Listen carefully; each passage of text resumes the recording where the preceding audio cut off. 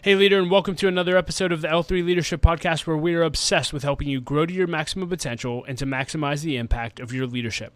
My name is Doug Smith, and I am your host, and we recorded this episode live from our Burgo Realty Studios. Well, leader, today you're going to hear a personal lesson from me on the reflections I've had since I recently turned 40. I called the lesson, I'm 40, and I have something to say, and I hope it adds a lot of value to your life. And more importantly, I hope that whatever age you are, it's going to cause you to reflect on your life and what you're learning in your current season of your life. So with that said, we're going to dive right in. Here it is. I'm 40, and I have something to say.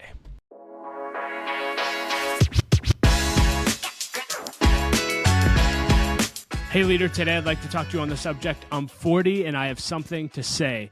And that's right, last month I turned 40 years old, which is weird to say. It's even harder to believe. In a lot of ways, I still feel like I'm a 20-something building the foundation for my life. But when I look around, I'm married to my high school sweetheart for 13 years now. We have 5 kids, a house, and a lot of responsibility. And so I guess that lines up with being 40 years old and being middle-aged. And so I'm no longer a young leader. I'm a middle-aged leader. But much more seasoned and experienced. And so I wanted to do this lesson because every year around my birthday, I try to reflect on where I am in life and the lessons that I'm learning that year. And especially when I transition into a new decade, I like to spend a lot of time reviewing and reflecting on the decade I just lived and really just dreaming about what the next decade of my life will look like. And so as I was turning 40, I was just reflecting on where am I and what's important to me. And so I thought I'd share that with you today, and I hope that it encourages you and inspires you. And so we're going to dive right in here. The biggest reflections I have as a 40-year-old man. And the first reflection is this: I'm 40 and I'm more grateful for life than I've ever been. And this is always the top lesson every single birthday, because for me, I've lost a lot of people in my life. I lost my mom when I was 17 years old. I lost my mother-in-law when I was 19 years old. I lost both of my grandparents in my 20s. I lost my sister in my 30s when she was just 32 years old. And so the brevity of life and how short life is very, very real to me. My mom was 55 years old when she passed away. I'm 40 today. If I only live as long as my mom did, I only have 15 more years on the planet. My mother-in-law was 47 years old when she passed away. If I only get 47 years on this earth, I only have 7 years left. My sister passed away when she was 32 years old. And if I only get as many years as my sister, I'm basically living on borrowed time, which means each and every single day that I get is a gift, which is true whether you're 20, 30, 40, 50, 60, 70, doesn't matter what age you are. Every day is absolutely a gift. And I think a lot of times we think about, oh my gosh, I just turned 40, I'm getting older, but getting older is a gift. How many people didn't get to turn 40 years old? They never made it to their 40th birthday. How many people never made it to their 30th birthday or their 20th birthday? My dream, I hope I get to live into my 60s, 70s, 80s, and 90s. Like, what a gift that would be to live that long and to get to see that much life and to have hopefully grandchildren or great grandchildren. Like, what a gift growing old is. One of my favorite quotes is by Mae West, and she said this. She said, "You only live once, but if you do it right, once is enough." And I think if you live with this attitude of gratitude, of being grateful for every day, whether you get 30 years or 60 years or 90 years, you just live so much more intentionally and you are so much more present, and every day is so much more significant. And so I am 40 and more grateful for life than I've ever been. And one other quote I would throw out there on this subject that I just thought of was a book that greatly influenced me when I was younger was Today Matters by John Maxwell. And the thesis for the book is we over-exaggerate the past, we overestimate the future, but we underestimate today.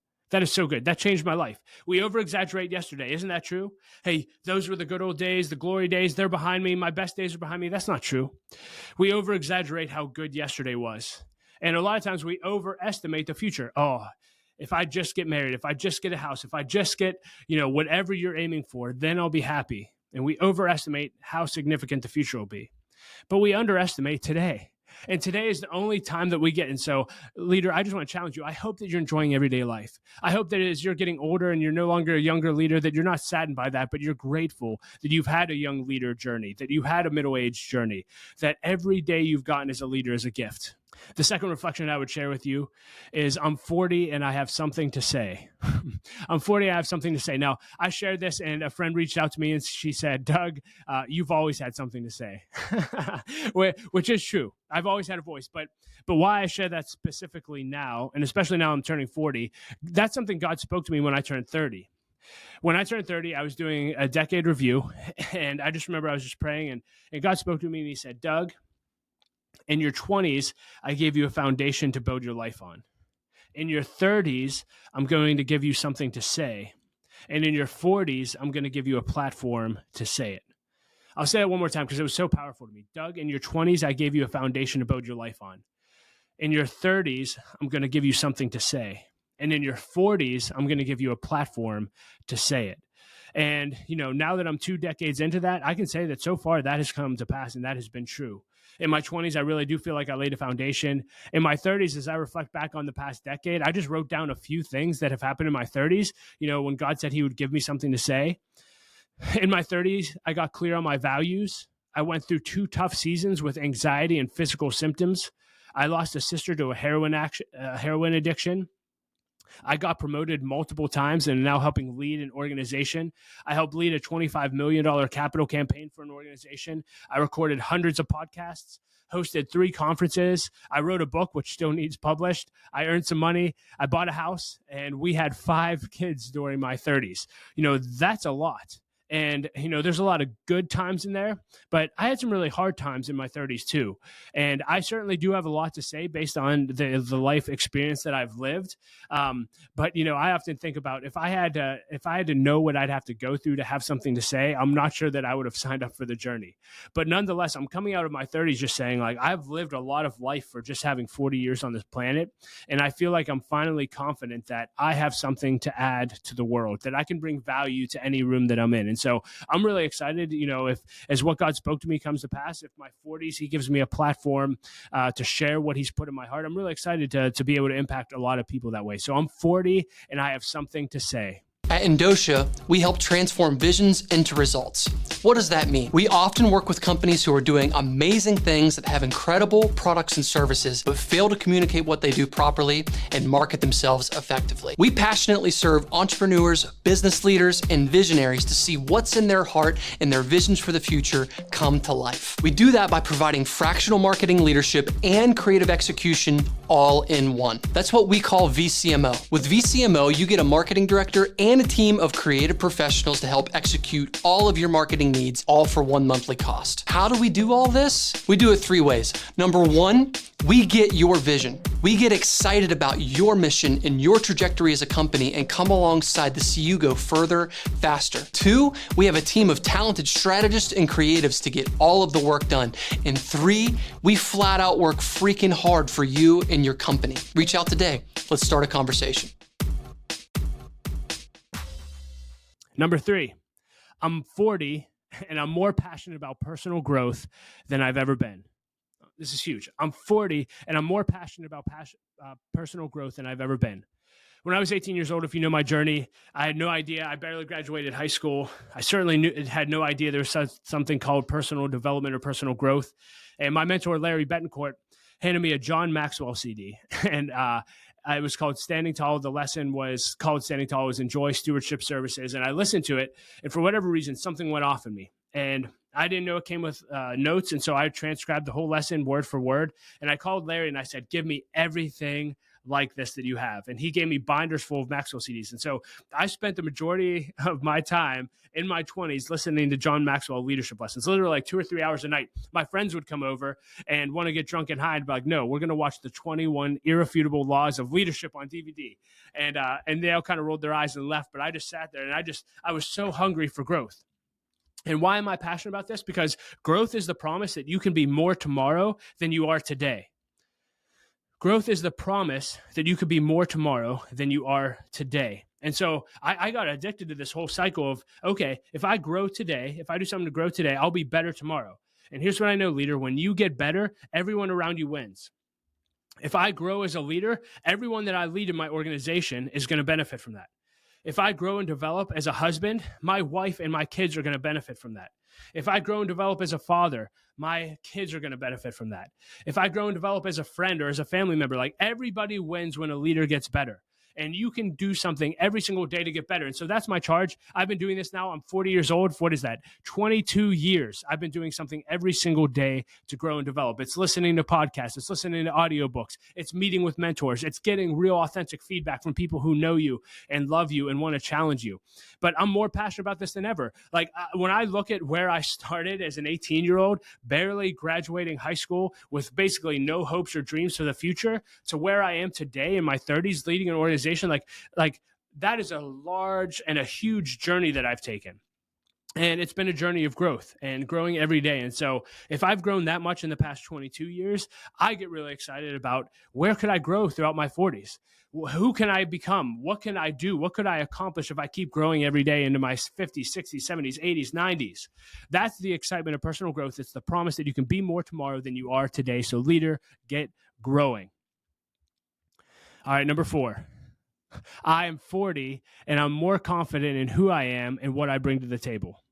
I'm 40 and I'm confident in who I am and what I bring to the table. And I share this because I've spent a lot of my 20s and 30s being an insecure leader. And does that mean I'm insecurity free? Absolutely not. Still have lots of insecurities. But I will say that there's a shift. A coworker was telling me, she said, I love my 40s because the 40s is the age that you kind of get to where you stop caring about what everyone thinks of you. And I can already see that. And I just turned 40. but something a leader told me really helped me in my 30s. It was Eric Guy, who's a mentor in my life. And he said, Doug, you keep asking me this question, like, am I a leader? And I was. It was what I constantly strived to prove that I was. If I just do this, if I achieve this, then people will know, and I'll know that I'm a leader. But I'm not really sure. Am I a leader? Am I not? I guess we'll find out in time. And Eric just looked at me and said, Doug, stop that. He said, Doug, you are a leader. The question isn't, are you a leader? He said, the question is, what do you want to lead? See, when you're confident that you have the ability to lead and you can come in and lead something, you don't just start to like accept things or just hope that you'll be a leader one day. You actually take charge and say like, no, I can do this. I can do this. I can step into that role. I can take the organization to where it needs to go. I can take this team to where it needs to go. And so it's been so freeing to grow in confidence in that and to say, I am a leader. I am a leader. I can lead. And so, God, what are you calling me to lead? And I can just give him open hands and saying, I'm ready. I'm ready. If you have an assignment for me to lead, put me in, coach. I am ready to lead because I'm a leader. So I know a lot of leaders deal with insecurity. So hopefully that helps you. Again, stop questioning if you are a leader. Just ask, what do I want to lead? Huge.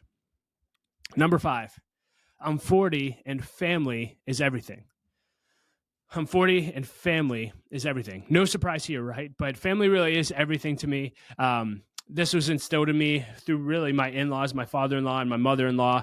They really showed me what a godly family looked like, what a godly marriage looked like. My youth pastor, I saw this modeled a lot in my 20s, and it gave me a vision for having my own family one day and leading my own family one day. And so, I've often joked, I don't have time to tell our whole story, but it took me 10 years as a teenager and a 20-something to grow into the man I needed to be for Laura to say yes to me. I had to grow up a ton, but she eventually did.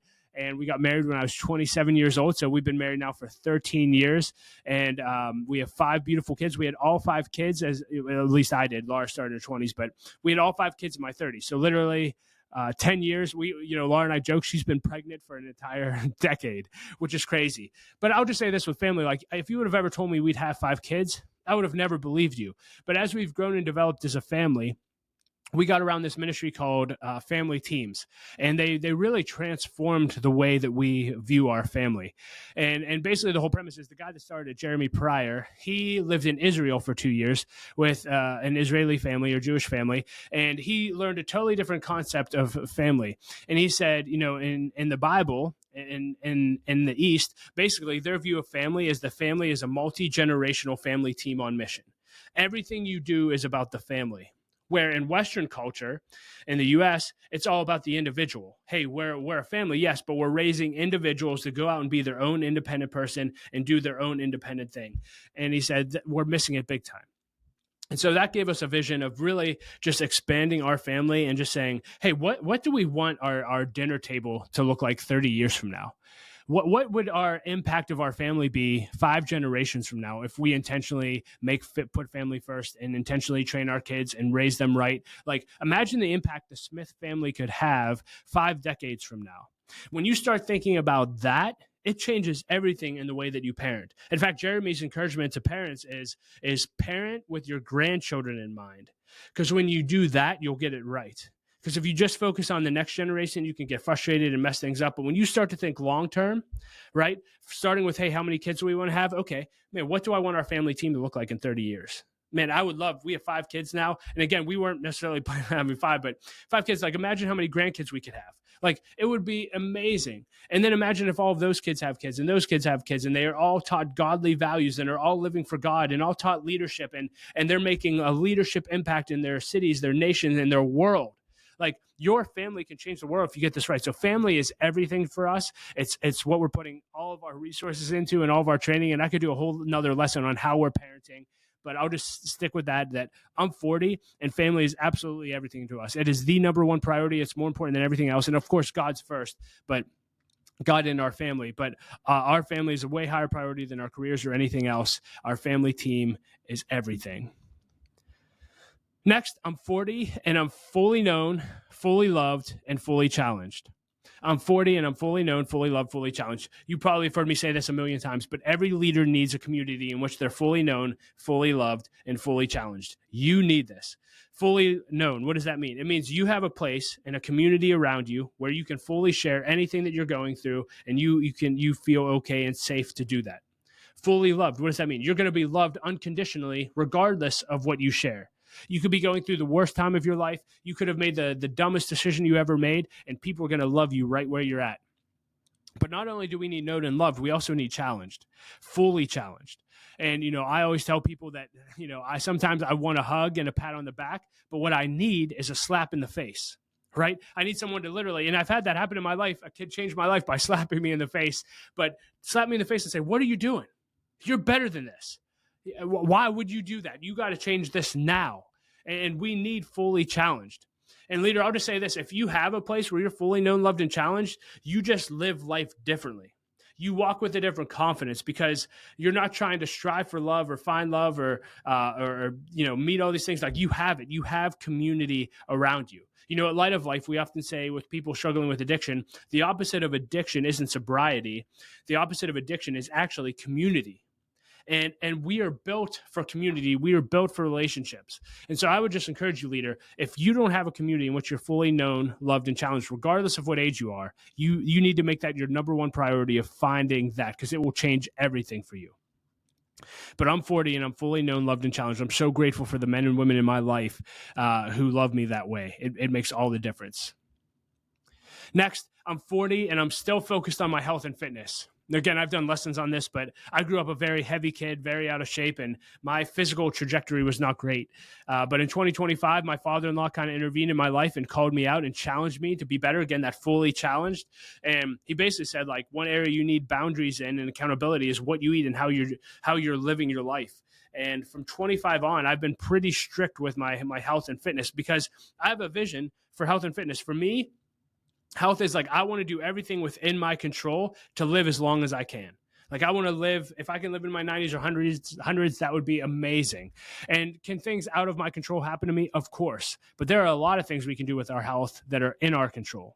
And then my fitness is important because I want to be able to be active when I'm in my 50s, 60s, 70s, and 80s. I know I won't have the energy I do now at 40, but I hope that I can wrestle with my grandkids. I hope that I can still hike and do mountains and bike and things like that when I'm in my 60s and 70s. But a lot of that is determined by how I handle my health and fitness today. And so it's been a huge priority. I've been doing a lot of things recently. I'll probably do another lesson on that soon. But health and fitness are a major priority to me as I turn 40, as it has been for the past 15 years. Next, I'm 40 and my faith is still the foundation for everything I do. I'm 40 and my faith is still the foundation for everything that I do. If you know my story, I gave my life to Christ in middle school, in 7th grade, fell away, got into drugs and did all this crazy stuff for a few years. And then my mom passed away my senior year of high school. And in that moment, I met my wife and I rededicated my life to Christ my senior year of high school. And I have never looked back. It's been 22 years of faithfully serving God and giving him all I got. And It's made all the difference. The only reason I am where I am, I mentioned my sister was younger than me. We were both headed on the same path with drugs and alcohol. And when my mom died, again, I had people come into my life, and my life started going one direction when I started following Christ. My sister kept going down the same path.